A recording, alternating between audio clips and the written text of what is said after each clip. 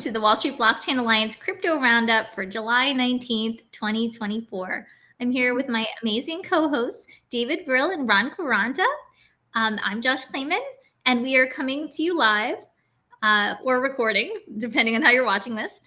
Before we get started, and there's a lot to cover as always, we have a few traditional disclaimers. One, nothing that we say here is illegal, accounting, tax, investment advice, or other advice, really. These are just our thoughts. And also, everything that we say, these are our personal views. Some of them may still be being formed. We have not necessarily thought through everything that we may end up saying. And nothing that we say, importantly, is intended to represent the views of either our employers, our clients, or really any other person. So with that, we're excited to get started. And I'm going to kick it off to you, Ron, and say what's going on with the markets. Again, not investment advice, but what are you seeing in the markets? Yeah. And also this is to you, David, as well. And what's going on with the jobless claims? I never thought that I would be really psyched to learn each week what's happening. There's so much going on, Josh, and thank you so much for the intro. It's great to see you both as always. David, I'm probably mangling the data, but I did see some of the jobless data that came in as net positive for the idea that the economy is slowing down, and then it's really looking at least at a minimum of one interest rate cut this year, probably September, maybe another one later on in the year. And interesting, in the backdrop of all of this, a lot of the indices took a beating this week, and tech certainly has taken a beating. We can certainly talk about the outage this morning, David, that's really beat things down. But I think the thesis that, look, the economy's slowing down, the U.S. economy in particular is really strong, but there's this glide path to the economy slowing down, and that will force the Fed's hand. They always say that they're data dependent. So 1 month does not a trend make, but we're now into, I think, David, 3 months of, it kind of looks like things are slowing down. Which I think is a net positive for crypto, and I think especially after the summer. But David, would love your thoughts, buddy. Well, look, I think from a jobs perspective, they've been slowing down for longer than that. We have to wait till they refine the numbers every month, and then say, oh, by the way, we're off by 100,000 jobs. My kind of view is really, since the beginning of the year, the white collar jobs have really slowed down significantly. And I think these jobs that we see the jobs that we're seeing are either, second jobs, sort of consultant jobs, and also a lot of government jobs, which I still can't understand why the government's hiring so many more people. Whether it be state or federal, it feels like we're fully loaded in government hiring. But needless to say, I think the numbers really probably show that we've been slowing down since January. So I think what we got today or this week isn't too surprising. What I do think is interesting, though, and we'll segue into the campaign, is that you're now starting to see people react to what former President Trump's comments are on the economy and having a direct impact. And so I think that's worth diving into, because I think yesterday when former President Trump made some comments about Taiwan, the market really took a little bit of a header because they were concerned about the semiconductor business, which is a huge part of our economy, and the majority of the production is done in Taiwan. So I think we may be back in that time when, former President Trump's comments can move the market positively or negatively, depending on what he's saying. David, can we just build on that, Josh and David? Interestingly, looking at the economic data, there's a real risk, David, that, it's easy for me to say there's this kind of smoothing glide path. Things are slowing down. It's not a catastrophic collapse. But, the devil is in the details when you peel back some of the information. I think Bloomberg did a really good job of this. They look at things like delinquencies, delinquencies on auto loans, now delinquencies on certain credit card debt, balances on certain credit cards. I think it really is a fine line. David, are you concerned that, if those escalate out of the Fed's control, that suddenly becomes a very hard landing, which is good for no one? Yeah. And look, we've talked about this on our podcast before.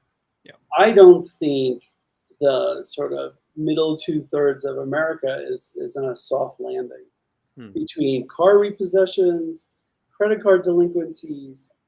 The cost of food is still like, I think this is a really important point. No matter where you are on the financial spectrum, the cost of food has gone up dramatically. And if you're making less money, it's impacting you more and more. Especially like, a family of 4 or 5 who are struggling or at a lower income rate. Like, I've literally have been in New York in a grocery store and then been in Florida to buy something, and the price in New York is like 33% higher than the price in Florida, and that's not including the fact that they've also gone up quite a bit. And so I really think it's an underreported story, and the impact of it is underreported or underappreciated. David's eating at Nobu less now, gosh, when he gets to New York City. I get it. It's all those Rayo's meals, I'm getting in the frozen department. But all kidding aside, it's hard to get out of the grocery store for under $100, even if you're buying just a few things. Yeah, and I don't recall if it was you guys or one of the two of you who mentioned this, or whether I heard this somewhere else. I feel like it may have been one of you who said that now there's evidence or data, I should say, not necessarily evidence, that shows that people's whatever they may have received from payments in respect of COVID and other sort of stimulus payments, I should say, that those are depleted now, and maybe that's why we're seeing that. Yeah, I think it was in one of our live streams, Josh, and I think it was a report that we had seen. I want to say it might have been a Deloitte report or one of the big broker firms looking at flow of funds and even things like M1, M2, M3, what's sitting in checking accounts, what's sitting in savings accounts. And when you look at people encountering these prices, look, a used car loan is higher than a mortgage rate. And a lot of people in this country are now dealing with, what do I do? How do I buy a car if I need a car? How do I pay a mortgage if I need to pay a mortgage? Even the real estate, the real estate aspects of it, inventory is increasing. I think we talked about it last time. We're up to 8 or 9 months of real estate inventory. And I think the high in our lifetimes was 12 months of real estate inventory available for sale that no one was buying. And that was right before the 2008 crisis. So again, it's that really fine balance of things are slowing down, which is good. They'll cut interest rates, but that can go south real quick if the Fed's not careful. Yeah, look, I think it's definitely problematic. I mean, and look, Ron's now paying like $5,000 a month for his Rolls, auto loans. So I knew these would come back to me. These jokes, Josh. Hey, you weren't going to get away with it too long, Ron. I know, brother. I know. You've been saving up for that all week, David. No, it just came to me. I was trying to think of a fun car for Ron, but I don't see him driving a Lambo SUV. It's a Bentley? Yeah. I'd go Bentley. I don't think I'm a Lambo kind of guy. Yeah, Bentley or Rolls Royce seem more appropriate to you. Yeah. Although my wife's going to kill me for not having one now. Thank you both. I will tell you that there are a lot of Lambo SUVs where I am in Fort Lauderdale, and I have to say I didn't appreciate that it was a Lambo at first. I just thought it was like, another car maker. Then I had to look a little closer, and I'm like, oh, Lambo makes SUV, and I was kind of like, if you have a Lambo, you should just have the regular one. Why would you have an SUV? But yeah, it seems almost like an oxymoron. Apologies to any Lambo drivers who are listening. I'm with you. I thought the same thing, and I was like, okay, so this is a thing. But anyway, all joking aside about that, I do think that we have these, we have, I think, a real structural issue for people in the lower income brackets. And I think that, it may play out in the election and in a way of, not that people will think that, the Republican Party is the answer to that, but they may say, maybe we need something different than what's going on now. It's just an interesting dynamic that I really feel has been tamped down and not fully reported because of the election. It's interesting that you have that you just said that kind of, because it helps segue into what we may want to cover now or may want to cover later, but really, that kind of populist feeling or other types of views that many people believe that the appointment by, or the naming by former President Trump of Senator Vance of Ohio, that may tie into. So shall we talk about that for a little while? Why Sure. not? Sure. Let's dive into it. David, you want to start? I will. So, I think one thing also is that, I think JD Vance is 39 or 40. And one of the things you have to take into account is like generationally, he's part of a generation that is familiar with crypto, that interacts, with crypto payments online, things like that. So it's more natural to, that cohort than it is to, Biden's cohort or Trump's cohort. So I think that's one interesting thing. And look, I think that you've heard a lot of positive commentary coming from, the VP and from the Republicans on crypto. And then I think the last thing to remember is, JD Vance was a VC person for a couple of years, knows a lot of the people in Silicon Valley. And so I think that his appointment is viewed as really positive for the tech industry. And I think the tech industry is returning the favor by making large donations to the campaign. So may I chime in on that a little Sure. bit? Yeah. Sure. So now this is not firsthand knowledge, and actually I should just give a shout out to Dina Ellis and also Adam Goldberg and Ron Quaranta for their quite amazing policy podcast this week on this topic, because I learned a lot. But I think based on that and based on some subsequent research that I have done, which may be false, okay, so just data, not necessarily evidence. I think the question about whether Senator Vance is good for tech generally is an open one, right? So my understanding is he was born in Kentucky, right? Moved to Ohio, grew up in perhaps some less prosperous areas, wrote Hillbilly Elegy at some point, went to Yale Law School, as did his wife, went to Silicon Valley and was mentored by Peter Thiel, right? And worked in VC, then returned, as I understand it, to Ohio and began making VC investments in areas in Ohio that hadn't previously been the focus of VC investors. And so my understanding, which could be wrong, is that he generally does not favor extensive regulation, that his office has been quite active in support of digital assets, and so potentially very good for crypto. He also has made some pretty big statements, notwithstanding the Silicon Valley ties, about big tech, right? And for some of the names that shall not be named, but the very large players, I believe that he's called for the breakup of at least one search engine, right? Major search engine, and also has been critical of some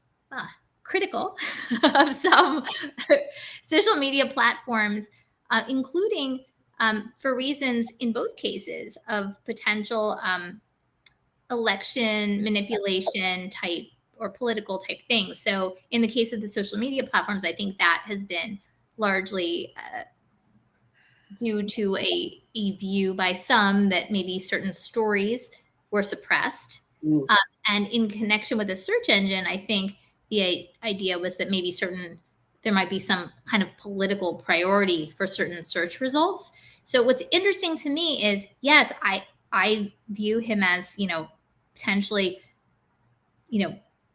something meaningful for crypto and for a lot of other things as well. But also, he has spoken publicly and said that, he has applauded Federal Trade Commission Chair Lena Khan, which many have been quite critical of. So I think as I see it, it's a balance. My impression is that a lot of what he brings, other than fresh take, and certainly, as you said, a generational perspective, and certainly intelligence and all the other things that we would expect, but also is that, and this I got from Dina, is that if you think of Ohio and all the car manufacturers and the unions, right, and the auto workers and stuff, that he really has a base that he's, particularly for swing states, might be useful in former President Trump's election bid. So anyhow, that was my around the world of JD Vance in a couple minutes. I I agree with you, Josh. I find JD Vance to be a bit of a contradiction for a lot of the reasons you elaborated on. And, I really, kudos to him or anyone who goes back to their home state and kicks off VC investment in Ohio. Who would have talked about VC investment in Ohio, 3 or 4 years ago? But I agree with you. Like, being pro FTC Lena Khan, and this is not a personal judgment on the FTC chair, but really is discordant with, we should go lighter touch on regulation, which seems to be a populist thread, particularly for Trump as well. It'd be interesting to see, there's something to being pro crypto and saying that, but how does that get executed at the federal level, right? And a lot of this is dependent on who has the House and who has the Senate.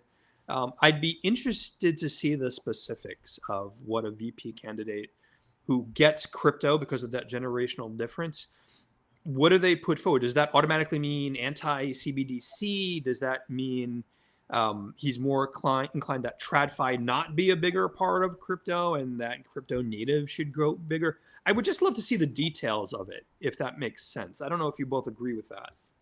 And it's early. Yeah. Yeah. So I want to pick up on one thing Josh said.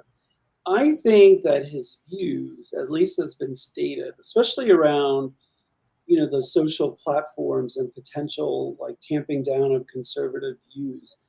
I don't see that as inconsistent with supporting tech broadly, because I think there's been a view that the social media platforms I want to say this the right way, they may be a little tilted in one direction than the other, and that they may be focusing on a certain view of life and things and not having a more fulsome view.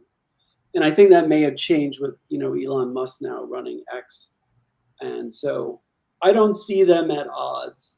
I think the Lena Khan thing is interesting because I think her views have really slowed down the M&A market. And there's some M&A deals I think a number of people think should have gone through and shouldn't have been contested and were. But I think, like you said, Ron, the devil is in the details. But I think we could all think of a few quick moves that could be made in a new administration that would, unleash a lot of the, pent up demand to do business here. But, even though, Josh and I are really busy in our practices, we know people are on the sidelines now waiting to see what's going to happen in November before making a major move. Let me go back to the FTC thing real quickly as well. His support of Chair Khan is interesting to me, given how poorly they've done in court.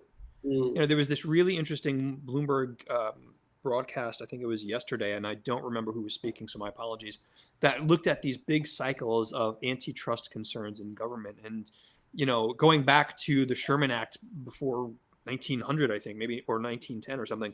But, in the 70s, it was like much more antitrust crackdown. And then in the 80s and 90s, Reagan came and there was this kind of, let big business do what it does. And his perspective was, depending on who wins the election, this marks that next turn where for the past 40 years, the paraphrase was, well, big companies have been able to do what they want. I don't know if that's necessarily true.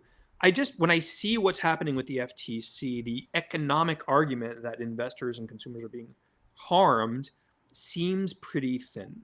So I'm always concerned about, well, then what is his support for this? What are the big companies doing outside of the, election issues that he claims that they need to be cracked down on? I'm not saying he's wrong. I just don't see the evidence of it.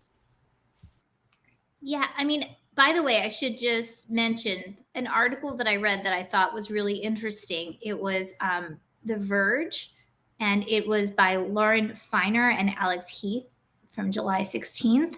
It says JD Vance is anti-big tech, pro-crypto. And that's where it really gets into the Lena Khan discussion, among others. And there's a quote that's attributed to him that says, I look at Lena Khan as one of the few people in the Biden administration that I actually think is doing a pretty good job. So that's a pretty strong statement, if accurate. But I do think, and just going back to what David said for a second, I agree. I don't think, and if I said this a little too harshly or something, I take it back. I don't necessarily think that, as you said, let me put it this way. I agree that I don't think it's inconsistent to say pro tech, good for tech, Mhm. and at the same time maybe say like not so great for big tech, right? Because I think maybe one of the differences and maybe one of the ways to reconcile, Ron, as you noted, this idea of less regulation with some of the other statements is just trying to break up perceived monopolies, right? Or other maybe not going as far as monopolies, but concentrations of power. Yeah, and look, I think it's challenging. I think one element to the mergers that is challenging is how employees are treated. And I could see somebody from Ohio taking a look at the mergers that are being done and saying, hey, when it comes to employees, maybe we need a different model here. And it can't just be about wringing out synergies and just dumping, cutting jobs. And maybe there's a better way to do this or a different way to do this. So that's something that comes to mind, but I'm not sure what his position is vis-a-vis that. But I think that could be one area where there might be a view, especially coming when we say like from Ohio, that like jobs need to be preserved in some manner in these deals. But I want to add one other thing, just like a side note. If there was one monopoly that I would like to see dealt with, it is in the ticket prices. Like, Yes. it is obscene to have to pay a third of the value of a ticket for a fee just to have the honor of buying the ticket. So I would say to anybody focused in that area that is something that should be revisited because that affects everyone. And I just think as free markets a person as I am, that has just gone way too far. So, David, it's funny that you raised that. In that report I was listening to yesterday, apparently DOJ and FTC are resurrecting the Ticketmaster merger for possible antitrust violations. I don't know the legal mechanics of that or how that would work, but the data they were quoting corroborates what you're saying. Just ridiculous prices. And another example, now that we're going down the antitrust path, Josh, I'm really sorry, is interesting in the eyeglasses space, and I had no idea that Excelor Luxottica is the largest provider in the world, and apparently large enough to crowd out everyone else in the space, like Warby Parker. And the average price of a pair of glasses, no matter what the prescription or frame, is about $20. Full stop across the board. And this company is able to do 20x on all of them or more. So a lot of antitrust people have come forward, Josh, to the point of, why isn't the FTC investigating this? So yeah, I get, it's a point well taken, David. I understand. Yeah. I mean, just chiming in on the ticket sales again, I would just say to link it back to the digital asset space. Yep. Certainly that has been one blockchain use case that people have talked about and pursued, right? Because of the possibility of double sold fraudulent tickets. Yeah. Blockchain for tickets. Absolutely. And like, I would even go so far as to say is, like, I might not have an issue with what they charge, like in the secondary market, because you're paying them for that service to like list your tickets and have a guarantee in the secondary market. But the fees in the primary market, I think, are really problematic. So I'm fair and balanced on this. You're generally fair and balanced, David. But yeah, it's really, they're really high. So, but besides that, talking about what's going higher, by the way, is BTC has been making a rally lately. We're over 66,000 now, and thankfully, the German government has sold all of their 2 billion worth of Bitcoin that they had. And the reason why I bring it up is that, they did not sell it in a really orderly fashion. They literally were just like kind of dumping as much as they could on the market every day. And, from what I've read, it's supposedly related to some regulation that the government has. But I think they literally cost themselves $300 or $400 million if they had just hired, a Bitcoin, asset manager to sell it in a more refined way.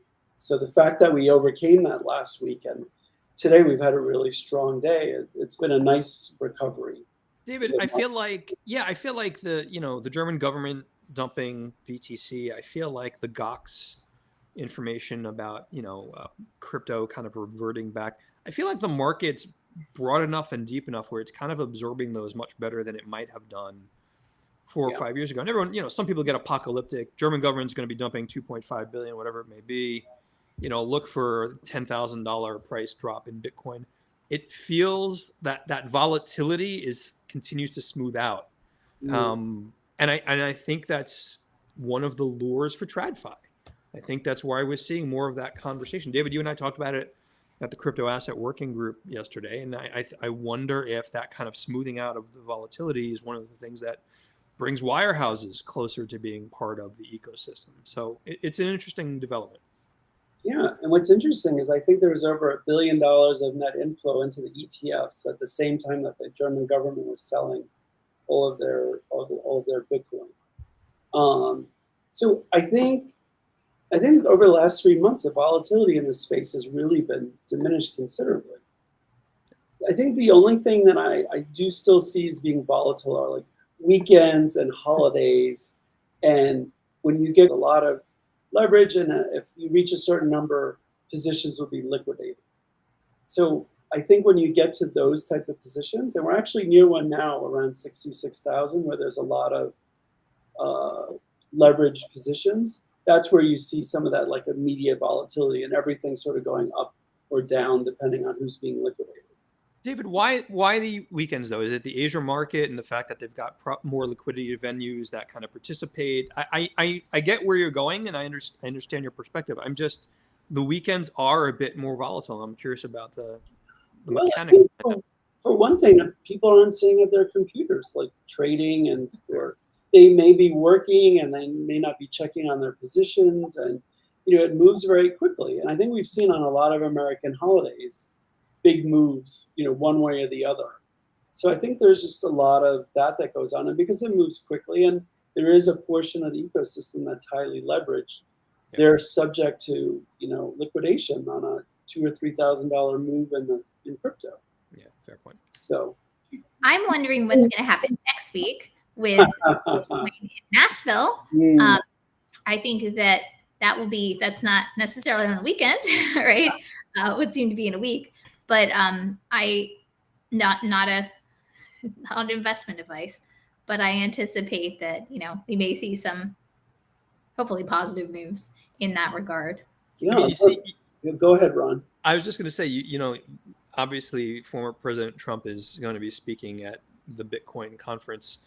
I will not be there, and I don't think any of us plopped down $800,000+ to be sitting at the table, but it will be interesting to see what he talks about. There are others, Kathy Wood's going to be there. I mean, there are some really deep experts in this field who've been around for a long time. It'll be interesting to see their perspectives on what an administration change might mean for crypto. Yeah, it's been teased that Trump is in favor, or that potential administration's in favor of holding some Bitcoin as a strategic reserve. And what's really interesting is that our government has over like 200,000 in Bitcoin that it's seized or acquired through different enforcement actions. So it would be interesting to see if those Bitcoins were put aside and held by the government and not sold, because that's been a little bit of an overhang on the market, along with Mt. Gox creditors finally getting some of their Bitcoin back after almost 10 years. So I got to say one thing, Josh. What? I'm sorry? Which is really shocking. I mean, good that they're getting some of it back, right? But like 10 years. What happened to Mark Karpeles, by the way? Is he still in prison? I feel like I just saw a statement by him about this, saying he was something like happy that people were getting something back. But maybe I'm mistaken. I'll Google it real quick. Yeah. But I mean, David, to what you were mentioning real quickly, though, the devil's in the details of how a potential new administration, former President Trump's come out and CBDC is terrible, tool of the surveillance state. We won't have one, but we might hold Bitcoin as a reserve. And what would be the use of that reserve? I just feel like there's a lot of the mechanics that haven't been thought through. And I honestly think the U.S. government in the short term holding Bitcoin as a reserve might be a net negative from a reserve currency status perspective. I know that's a long-term game, but go ahead, David. I'm sorry. No, that's really interesting. Well, ideally, maybe they'll allow a few other parties to custody crypto in the meantime, so it could solve that issue. Josh, we should mention for everyone watching, thank you so much for chiming in. If you've got questions for Josh or David or I, please put them in the chat. Smart people like Josh and David will answer. I'll just read them. But it's good to have you all join us. So Josh, what do you think about the ETF trading next week? Did you think we'd see one this soon, or like if you had looked in your crystal ball, what would you think? I mean, I don't trust my crystal ball. I think it's like it's more like a magic 8-ball. Yeah. I mean, I think if anyone has listened to you, David Brill, with your siren song of the the timing, I think it would be pretty well placed. Again, not investment advice, just jokes. By the way, I just want to say, may I just say something that I think is a little bit funny that just happened while I was Googling. So I was Googling about Mount Gox, right? As we were just saying. And so it's interesting how the news refreshes so that something looks like it just was, a month ago, right? And then you click on it and it actually was several years ago. So I clicked on this article and it says Mount Gox says it found 200,000 Bitcoins in forgotten wallet. And then I looked at the date, it's March 21, 2014. Do you imagine just discovering 200,000 forgotten Bitcoin right now? Just like, yeah, it's a very different number today. Yes, yeah, that would be that'd be something nice to wake up to. For sure. That's why I was like, what? It did? And then I was like, 2014, 10 years ago. So Ron, what's your take on the uptake next week? What do you think will happen as an Ethereum ETF starts trading? So I've got a couple of comments, David, as you know, and we talked about this yesterday. And for the record, Josh, and anyone listening, I have retired any crystal ball that I would use. I will never wager with David about anything. We will not be on Polymarket, and I will not take the other side of a bet with him. I think a couple of things. I mean, I think, look, is it good for the evolution of the market and TradFi's interaction with the market that an ETH ETF, several of them, S1s are in, and they've been approved and will trade? I think that's overall a good thing. I still think we'll see a net negative impact on ETH prices simply because the TradFi perspective will be there's not enough deep bench of liquidity like there is for Bitcoin. I think we'll see some inflows. I think people are going to look at one of the issuers still charging 10 times some of the fees that some of the other issuers are in. We might see a bump. I just don't think it'll be anything proportionately like the Bitcoin spot ETF was. And I think the other thing weighing it down is when we look at these big providers, David, or the big retirement funds or the big wirehouses looking at a new asset class, they're going to be looking at a new asset class that says, okay, Bitcoin ETF and now Ether spot ETF. And bluntly, that's probably it. And that's probably it for a long time. When you look at, the requirements around having a spot ETF, and I could be misquoting this, someone in the audience tell me if I've got it wrong, you need a developed futures market. None of the other cryptos that I'm aware of, and I could be wrong, has a developed futures market. You need market surveillance agreements. You need the kind of things that, bluntly, Bitcoin's been around long enough and Ethereum's been around long enough to have. Pardon me. And I think the bigger wirehouse is going to look at and say, you want me to invest in an asset class on behalf of clients that has two instruments. Why does that make sense? And I think there's still a long way to go there. May I jump in a little bit? Go for it. So I would say, Ron, I agree with you about, the futures markets. Certainly we've seen, I believe that Solana, a futures ETF was applied for the CBOE very recently. And yeah, I think so that goes hand in hand with the spot ETF application in the US and also right before that in Canada for Solana. I would say definitely folks in different ecosystems are looking into it, right? And thinking about what next moves might be. Can't say more than that, but I think that's something to be aware of. I also think it's interesting.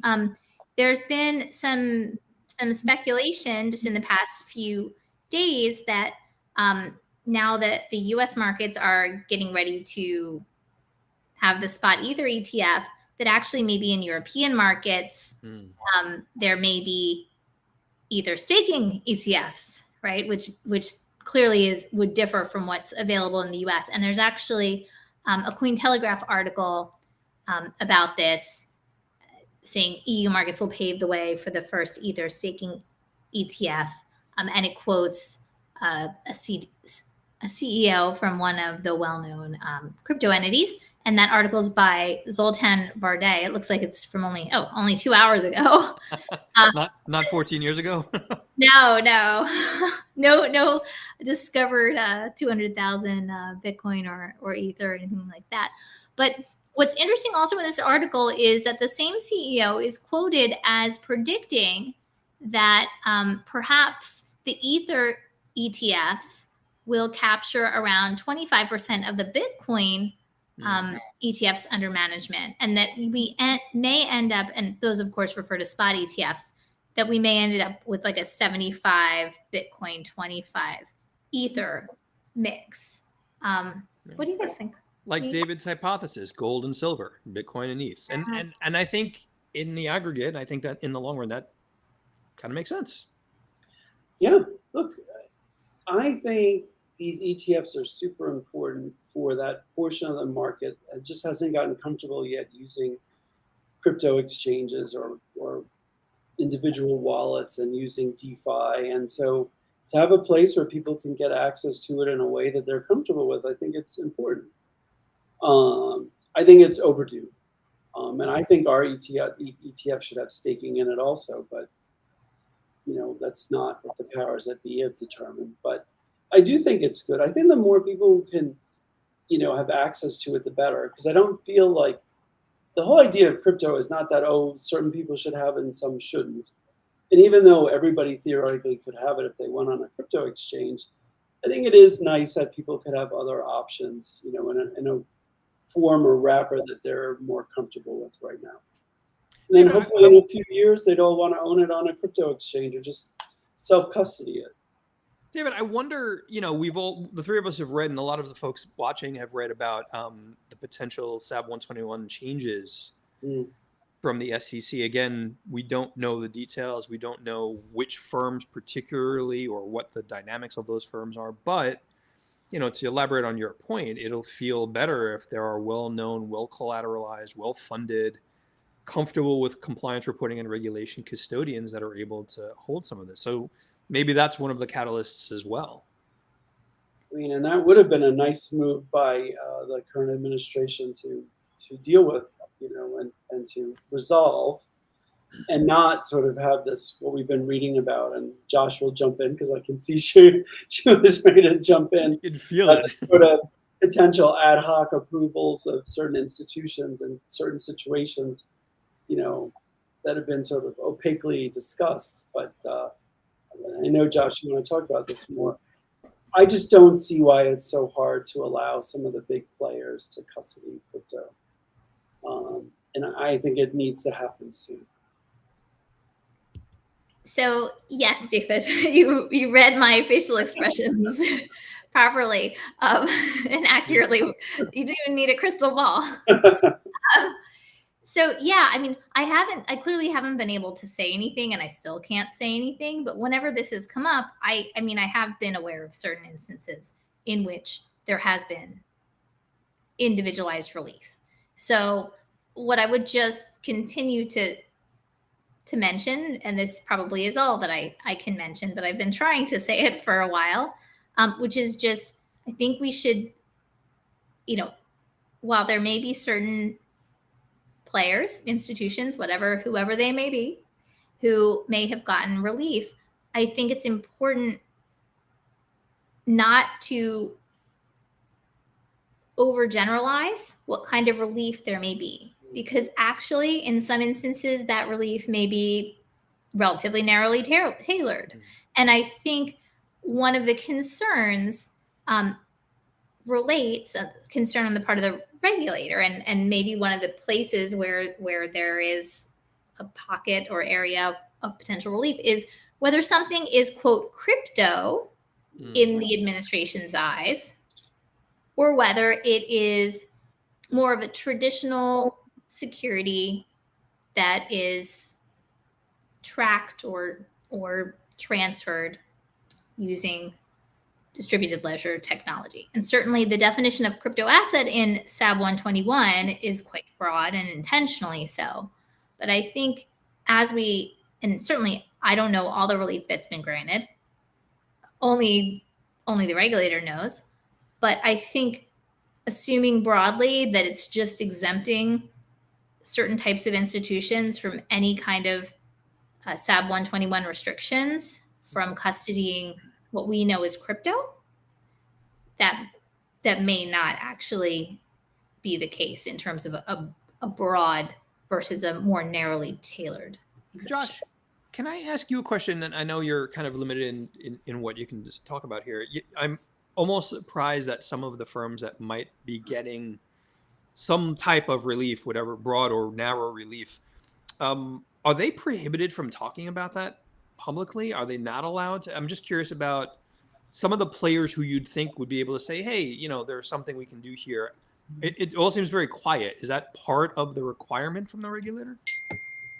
So I can't speak certainly broadly about what requirements might be, but I would just say and this is my personal view, as a person, is that in certain instances, I mean, there's clearly been a lot of, and rightly so, a lot of discourse in public, whether in Congress or from market participants or from we in the legal bar and others,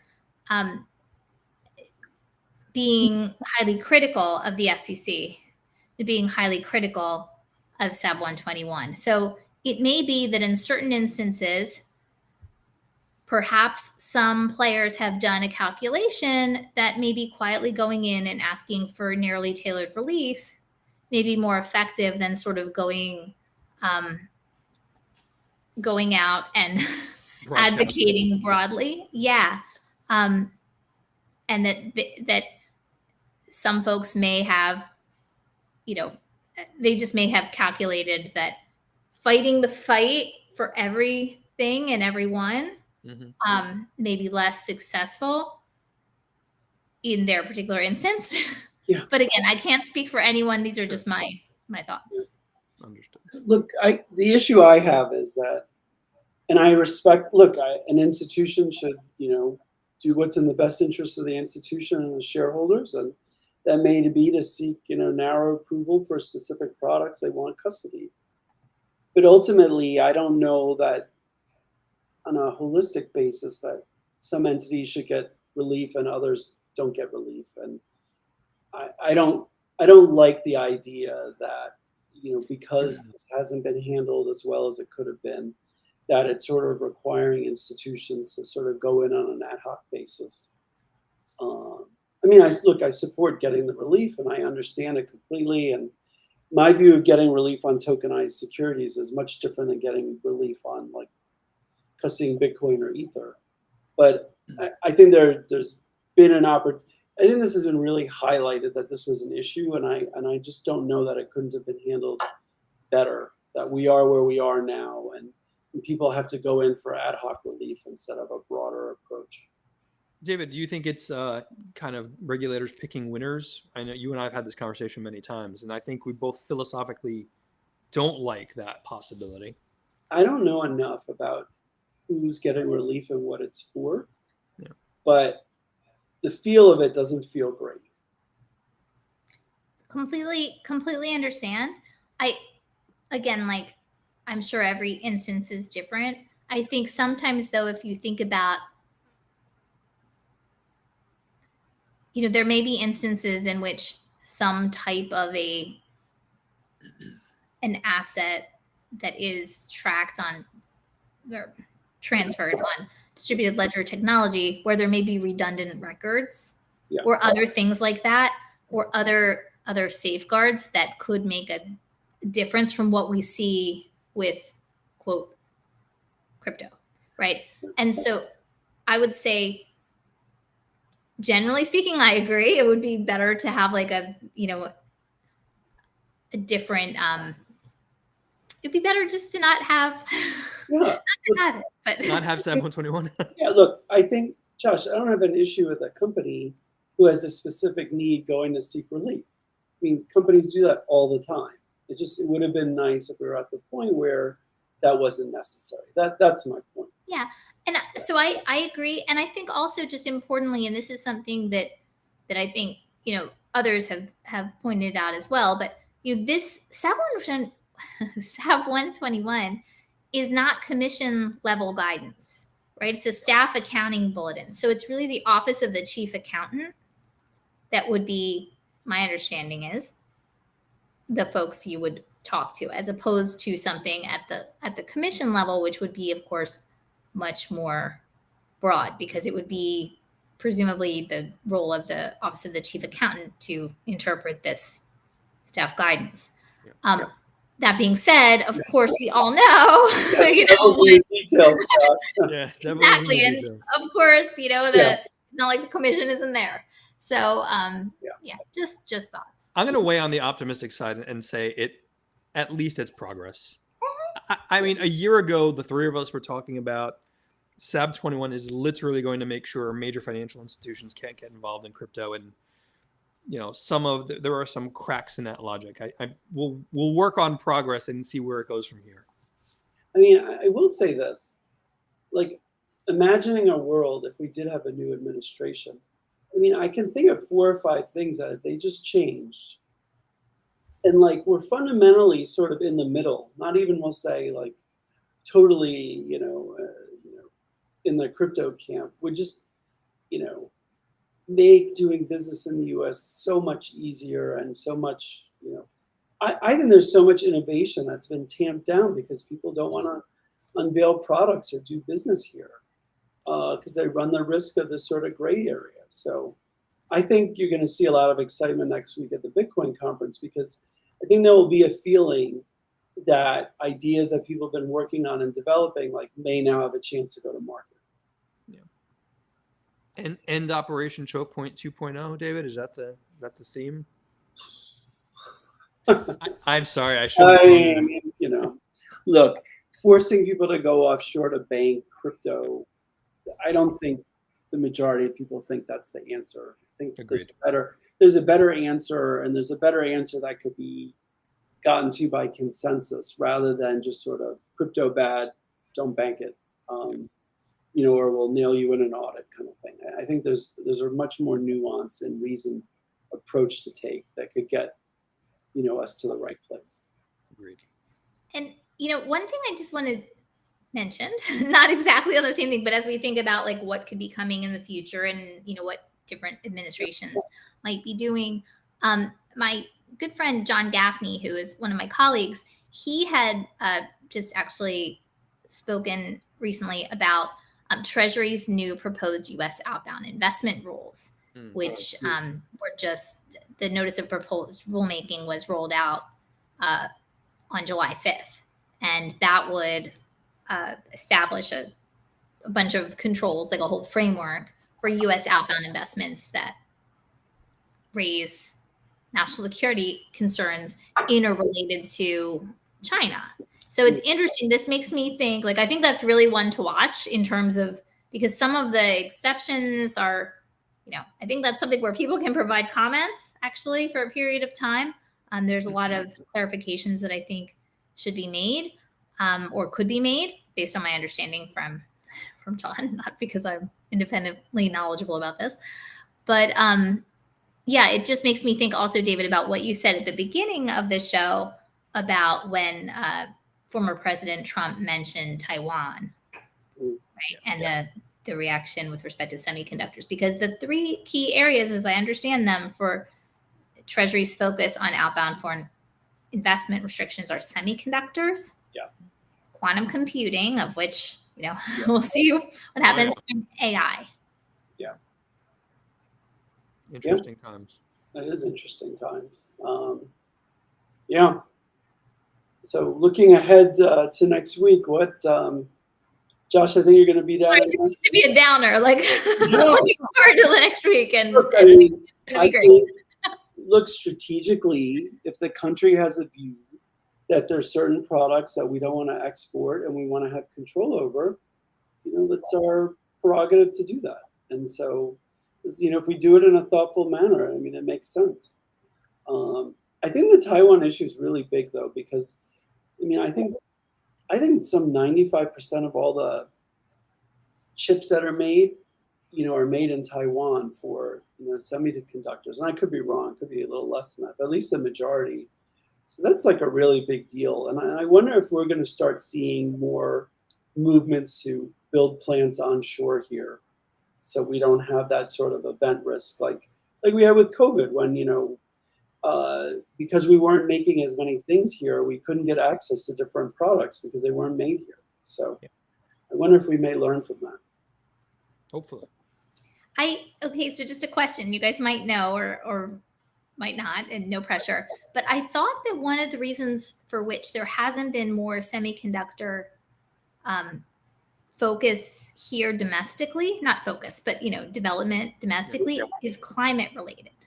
I don't know if that's actually the case, or if there's, maybe I'm making I don't know if it's or topography related or something. I couldn't speak to climate, but I one of the things that I do find interesting when we look at things like chip manufacturing and all of that is the source material for a lot of the things that are really critical to how the world operates are like things like rare earths, rare earth metals, for example, that if I read correctly, and I couldn't cite a source right now, sorry, the U.S. just doesn't have enough access to some of things like the rare earth. And shout out to Sonia, who put up a comment around it's just the cost. So I think there's an argument to say that some of the regulatory overhang makes it difficult for us to do some of these things. But I agree with you, David. Like, I think from a strategic perspective, it behooves any country to be able to near source some of the most important critical infrastructure needs that they have. But I couldn't speak to the climate stuff, Josh. It'd be an interesting perspective. I see Sonia saying it is just cost. Which I defer to you guys. I did quickly Google it, and something came up that says, but semiconductor manufacturing requires vast quantities of water to keep machinery cool and wafer sheets free of debris. So I don't know if that is. Well, there's also labor costs, right? And I don't want this to be a union bashing kind of commentary, but it is much more expensive to have qualified people build certain things in the United States than it is in other countries for a variety of right or wrong reasons. Yeah, that is true. That is true. I know, David, you and I have had deep philosophic conversations about unions. Well, look, Oh, there's so many rabbit holes we can go down. We won't go. So talking about next week, I will be down at Bitcoin 2024, and I'm really looking forward to talking to people, seeing what's being built, and going on the and hearing different speakers. Josh, I think you're going to be there too, as I understand. I'm going to be there. Yes, I'll be in Nashville at least, and Ron, I think you'll be in Nashville as well. I will be there. WSBA is hosting and I'm sorry, the sun is like right here through the window, and it looks like I'm in a surgery light. Sorry. We're hosting a get-together of WSBA members and friends on the evening of Tuesday the 23rd. I'm looking forward to seeing both of you and a whole bunch of people there. I have the privilege, shout out to our friends at Bitwave, the hosts of the Electronic Digital Asset Summit in Nashville on the 24th. Pat White, Amy Kalnoki, and the whole team there. I will be doing a moderating session on regulation, which is going to be interesting. And I think they're plying me with food, so it should be, and drink. So that should be fun. I might be joining the Bitcoin conference. I know I have to be back by Thursday afternoon, but I'm looking forward to seeing both of you there. Hopefully there are no glitches in airline software. Yeah, for real. Oh, goodness. So glad I flew. Air conditioning. Yeah, I'm so glad I flew the other day and not yesterday. I mean, it doesn't affect like private jets though, right? I mean, David, you were cool. You had no issues with. You know me, Ron. If I have to be somewhere, I get there. You get there. I don't know how you do it, brother, but you do it. But no, I think this is going to be great, and I think there'll be some interesting announcements. And I am curious to hear more about the strategic reserve idea and some of the other ideas on the platform that the Republicans have. So, David, Josh, did I read correctly at the Bitcoin conference? Is Caitlin Long also speaking? We've had conversations, the three of us, with Caitlin at WSBA events in the past. I wonder if she's going to have some take on some of the work they've been doing to try to move, I think, the ongoing lawsuit with Fed. She's speaking there, correct? I'm not sure, but I'm sure we could find out pretty quickly. But I think so. I mean, she's at least going to be in Nashville because on X she does have some posts saying, "Hey Pete, see you in Nashville," and other sorts of things. And I would say Caitlin is someone who has been fighting the good fight for a long time and is so smart and just always, always full of very important information. So I'm excited for announcements for next week too. And I'm really happy that we'll be there. I guess we should mention also Sonia in the chat says Auradine, is that how you say that name? Is doing some good work in this space, Bitcoin mining chips and other kind of chips to bring it back here. So thanks, Sonia. Thank you, Sonia. Well, once quantum computing goes online, it'll all be a different story. Sorry, David. So the last thing I'm going to say is that, I don't want to be overly optimistic, but I will say that if there's a stream of announcements that are positive and we don't see a lot of Mt. Gox selling, there is a chance we could, get near the all-time high again by the time the weekend's next week. So I think it's going to be an interesting week. I'm going to ask David to take out the crystal ball. When do we see BTC 80K, David? Oh, boy. That's a tough question. That's a tough question. I'll definitely say before the end of the year, but let's see if I can give you a more refined answer before. Right. So my prediction, the only one I will make, which probably will be the last one I will make, is, I think it's really possible. I'm gonna say, again, not investment advice, but with everything in the mix, and with, as you guys have noted, the fact that some of the large selling pressures have not really moved the market that much. I think I'll just say it. Okay, next week all-time high. What? We'll see if I regret that. There you go. Look at Josh getting David, I'm instantly regretting that. David, if she's correct, then that means drinks are on you and I for Josh next week in Nashville. I think it is a possibility. I wouldn't foreclose on it. But I like Josh. I think we're rubbing off on Josh now. You are in so many ways. Literally, we started off with the jobless claims. That's definitely.